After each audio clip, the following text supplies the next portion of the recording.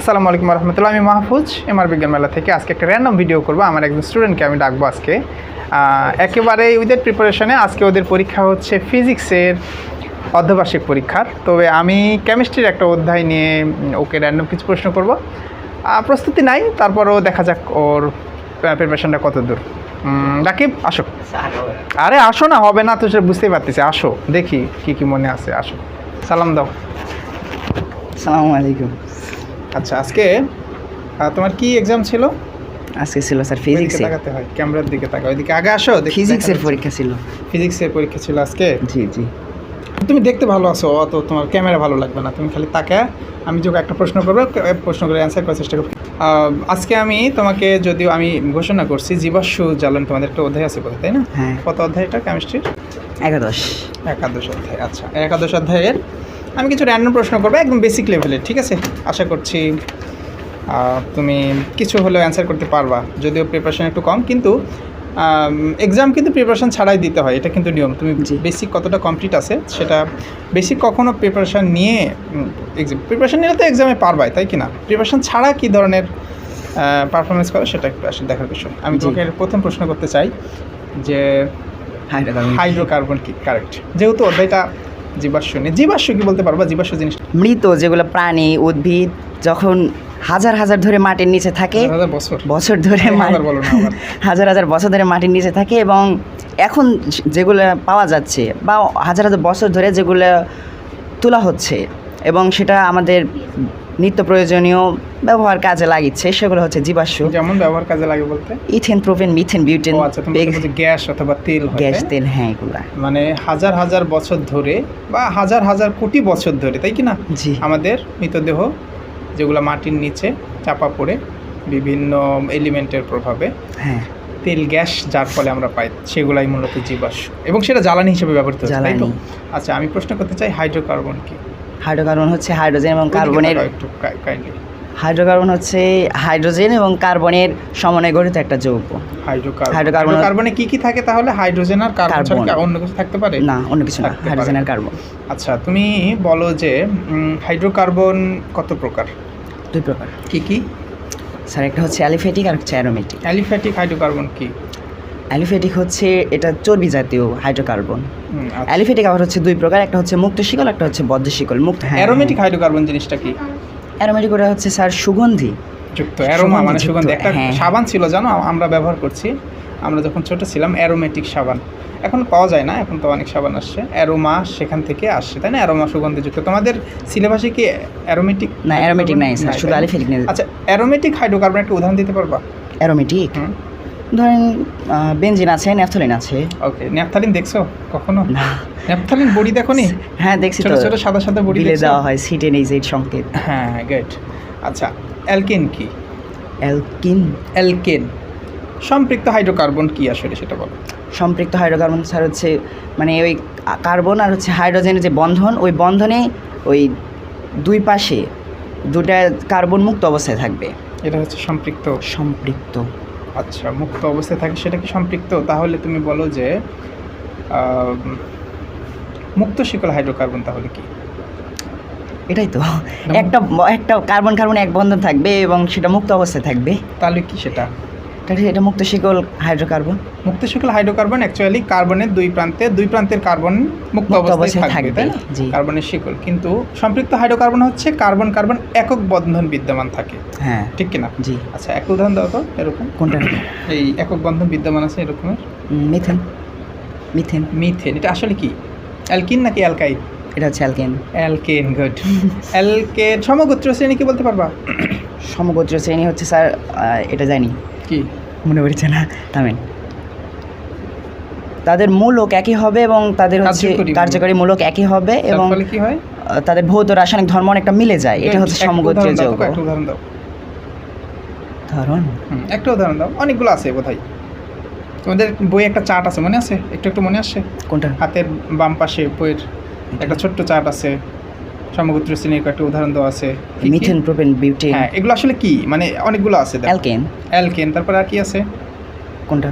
তারপরে হচ্ছে অ্যালকিন আছে, অ্যালকাইন আছে, তারপর হচ্ছে আপনার অ্যালকোহল আছে, আর কার্বক্সিলেশন, অ্যালডিহাইড আছে। আচ্ছা ঠিক আছে, তুমি অ্যালকেনের সাধারণ সংকেত বলো তো।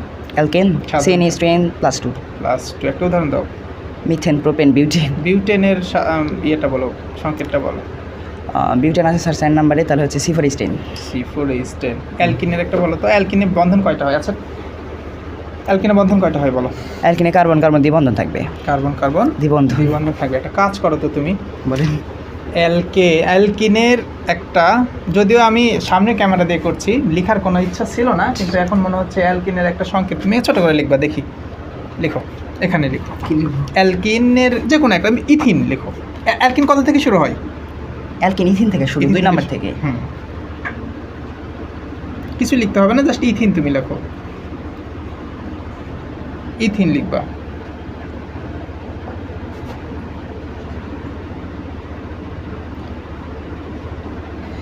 Ethene C2। এটা সাধারণ সংকেত কি? গাঠনিক সংকেত লেখো তো। এটা গাঠনিক সংকেতটা লেখো। গাঠনিক মানে ওই যে বন্ধন দিয়ে। ওটা ইথিন স্যার হচ্ছে থামেন 1 মিনিট।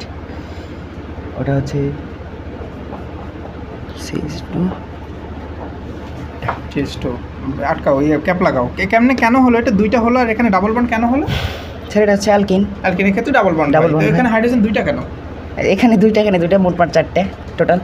মানে 4টে হলো কেন? কার্বনের হাত কয়টা? স্যার দেখাচ্ছি। ইয়েস, এটাই চাচ্ছিলাম তোমার কাছে। হ্যাঁ ঠিক নাই তো।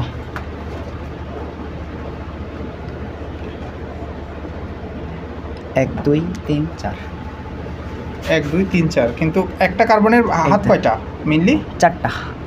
তো 2টা দিলে যে হাইড্রোজেন কোথায়?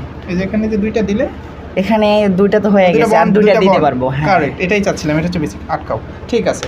অ্যালকিনের ক্ষেত্রে কি হবে? অ্যালকাইনের ক্ষেত্রে কি হবে তাহলে? মিশাই দিই। আচ্ছা মেশাতে হবে না, তুমি করো। এখন আমার কাছে ডাস্টার ওই রুমে আছে।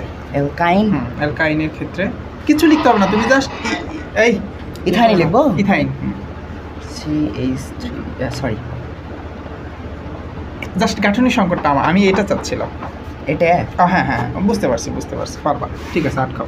আচ্ছা আমি অ্যালকেনের প্রস্তুতি নিয়ে একটা কথা বলতে চাই। অ্যালকেনের প্রস্তুতির একটা বলো, কিভাবে প্রস্তুত করবো, কি থেকে প্রস্তুত করা যায় অ্যালকেন? কার্বন ডাই অক্সাইড আর হচ্ছে হাইড্রোজেন। ওইদিকে আকাশ ওইদিকে তাকাও, ক্যামেরার দিকে তাকিয়ে কথা বলতে হয়। কার্বন ডাই অক্সাইড আর হচ্ছে হাইড্রোজেনের এই দুটার মিশ্রণ, তার সাথে থাকবে হচ্ছে নিকেল প্রভাবক।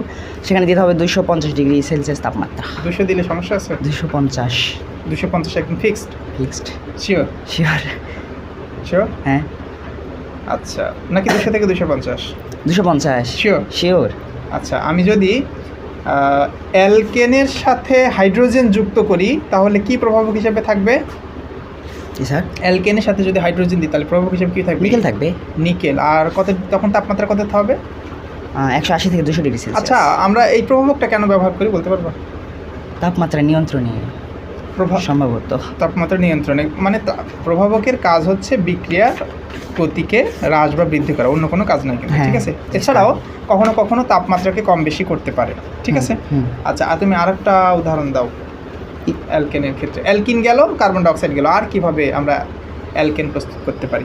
অ্যালকাইনের ক্ষেত্রে বলো তো। ধরেন ইথাইনের সাথে হচ্ছে হাইড্রোজেন, সেখানেও থাকবে নিকেল প্রভাবক, তার সাথে 180 থেকে 200 ডিগ্রি সেলসিয়াস তাপমাত্রা। কি তৈরি হবে? ইথেন তৈরি হবে। অ্যালকেন। গুড। আচ্ছা, আর কি আছে? আর কি থাকতে পারে? আরেকটা স্যার ডিকার্বক্সিলেশন বিক্রিয়া। এটা কি আসলে? এটা হচ্ছে সম্ভবত সোডিয়াম ইথানয়েটের সাথে সোডিয়াম হাইড্রোক্সাইডের বিক্রিয়ায় একটা মানে ডেল চিহ্ন থাকে, ওটার তাপমাত্রা। হ্যাঁ, ও আসছে কয়েকদিন হলো, এই জন্য আসলে ওভাবে স্মরণ নেই। আচ্ছা, আরেকটা বিষয়, সেটা হলো আর কি আছে? আচ্ছা, ইথেনের একটা গুরুত্বপূর্ণ একটা বিক্রিয়া আছে, আমরা ক্লোরোফ্লেক্টিন বা কাদানি গ্যাস টিয়ারশেল তৈরি করি, মনে আছে? বলো তো একটু শুনি। মিথেন ওটা 4 ধাপে সম্পন্ন হয়। কি? মিথেনের সাথে হচ্ছে ক্লোরিনের বিক্রিয়া। ক্লোরিনের বিক্রিয়া? হ্যাঁ। ওপারে যায় হচ্ছে আপনি সোডিয়াম যেই ক্লোরাইড তৈরি হয়, মিথেনের সাথে ক্লোরিন দিলাম, তাহলে কি তৈরি হবে? কি একটা প্রয়োজন হয়, এটা কার উপস্থিতিতে? কিসের কার উপস্থিতি? মানে ওই যে ওটাকে বললাম নিকেলের উপস্থিতি, এখানে একটা উপস্থিতি প্রয়োজন হয় কিসের? আল্ট্রাভায়োলেট রশ্মি, মানে সূর্যালোকের উপস্থিতি। হ্যাঁ তাই তো? সূর্যালোকের। হ্যাঁ, কি তৈরি হয় প্রথমে? ক্লোরোমিথেনের সাথে হচ্ছে সোডিয়াম ক্লোরাইড। Sodium chloride?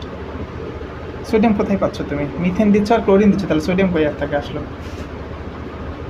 একটা হাইড্রোজেন চলে গেল, একটা হাইড্রোজেন যুক্ত হলো, তাহলে কি হবে? সরি HCl, এই সেলটা কি? Hydrochloric acid. গুড। তাহলে 4 ধাপে সম্পন্ন হয়। প্রথমে কি তৈরি হয়? ক্লোরোমিথেন, তারপর ক্লোরোমিথেন, তারপর হচ্ছে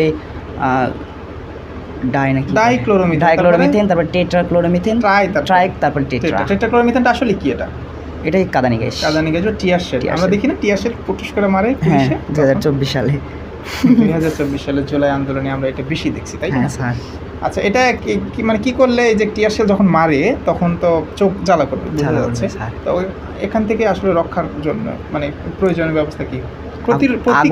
আগুনের কাছে যে তাপ দিতে হবে। আমরা দেখেছি তখন অনেকে গ্যাস লাইট মারতো, তাই কি না? তখন একটু টিভিতে দেখছি, যতক্ষণ পর্যন্ত আসলে ইন্টারনেটটা ছিল, বা পরবর্তীতে আমরা দেখছি।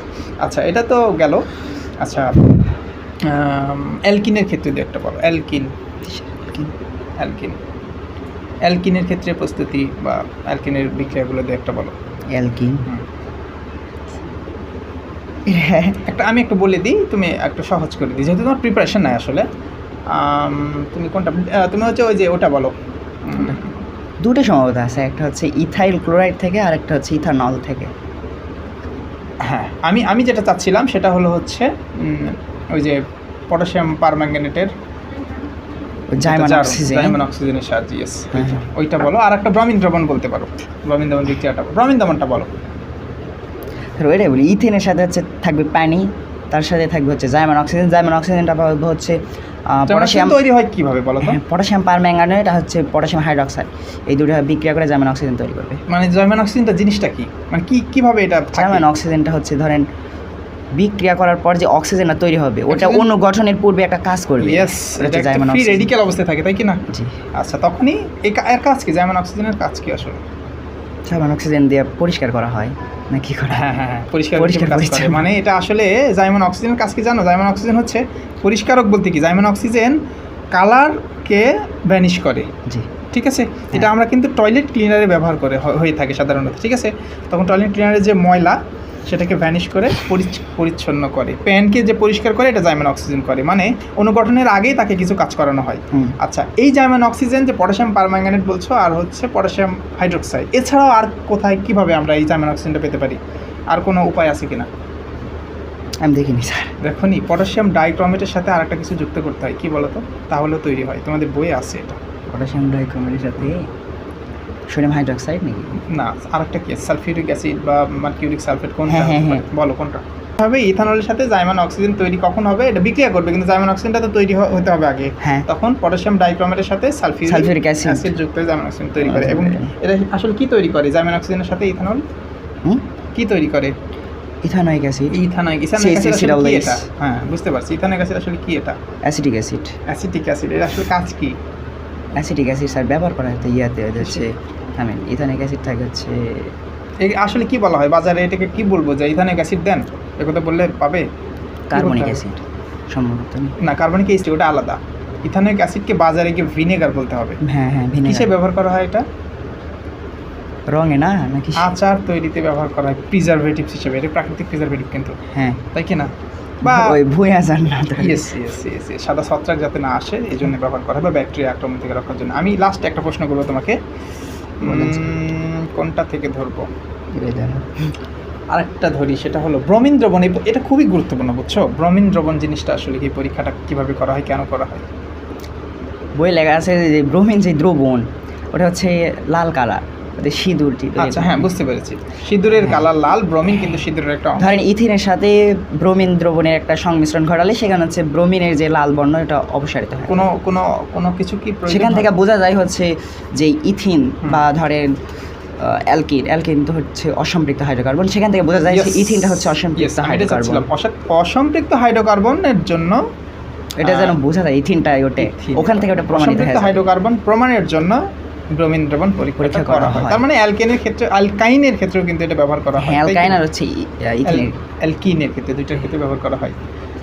আর পলিমারকরণ আছে। আচ্ছা ঠিক আছে, একদিন প্রস্তুতি নিয়ে আমরা করব। মোটামুটি তোমার একটা ধারণা আসছে। আসলে প্রিপারেশন ছাড়া আমরা যদি যতটুকু পারবো, এইটাই হচ্ছে আমাদের মস্তিষ্কে গেঁথে গেছে, এবং এটা যে যত বেশি মস্তিষ্কে রাখতে পারবে বেসিকটা, তার আমার মনে হয় প্রিপারেশনটা তত ভালো। আমি আজকে বললাম, কালকে এসে পরীক্ষা দিল, এটা তো আসলে স্বাভাবিক, আমরা পারবো। কিন্তু 7 দিন পর প্রিপারেশন ছাড়া পরীক্ষা আমি নিয়ে এভাবে অনেক সময় হয়তো আজকে বললাম ফিজিক্স পড়ে আসো, কালকে হয়তো কেমিস্ট্রির একটা পরীক্ষা নিয়ে নেব, এবং সেটাই সবচেয়ে জরুরি। আমার অন্য স্টুডেন্টরা আসেও, একটু আগে আসছিলো, ওই জন্য একটু নিয়েছি, ভিডিও একটু করলাম। সবাই আসছে, আসো এই ভিডিওতে আসো দেখি। তো আসছে সম্রাট, আসছে আমিনুল, আসছে শাকিম, আসছে আব্দুল্লাহ। আসো আসো, তুমি সুন্দর, আমি জানি তুমি সুন্দর, দেখতে সুন্দর। আমার সালাম দাও, সুন্দর। আসসালামু আলাইকুম। আসো আসো আসো আসো। আচ্ছা, ওরা হচ্ছে 10। আসো আসো, সবগুলাই হচ্ছে, ও আবার হচ্ছে আর্জেন্টিনার বিশেষ ফ্যান। এদিকে আসো, ও সবসময় ম্যানচেস্টার সিটি এবার নাকি হচ্ছে কাপ না নিলে নাকি এটা আর খুলবে না, হাসনাত আব্দুল্লাহর মতো। জি, মিশন ঠিক না? তারপর ওদিকে কে আছে? তুষান। শাকিম তুষান স্যার। কই? এই যে শাকিম তুষান কই? ওকে। আর আমাদের আর একটা স্টুডেন্ট আমিনুল ইসলাম, ওর খাতা খালি বাতিল হয়ে যায়, খাতাতে নাম লেখে না। ও অবশ্য এখন আসেনি, আসবে ইনশাআল্লাহ। হ্যাঁ আসবে ইনশাআল্লাহ। ঠিক আছে, আজকের মতো এ পর্যন্তই। আমরা অন্য কোনো দিন আসবো আর একটা র্যান্ডম টপিক নিয়ে, অন্য কোনো স্টুডেন্টের সাথে অথবা ওর সাথেই। ততক্ষণ পর্যন্ত সবাই আল্লাহ সুস্থ রাখুক, ভালো রাখুক। আসসালামু আলাইকুম রহমতুল্লাহ। কেমন লাগলো তোমার, তাই বলো? আলহামদুলিল্লাহ। একটু টেনশন লাগতেছিল, কাজ করছিল? প্রস্তুতি ছাড়াই হোক, প্রস্তুতি ছাড়াই তো পরীক্ষা দিতে হবে, তাই কি না? প্রস্তুতি নিয়ে পরীক্ষা তো সবাই দেয়, প্রস্তুতি ছাড়া পরীক্ষা কয়জন দেয়? আমার মতো অসহায় সালফা। আরে না, ঠিক আছে, থ্যাংক ইউ।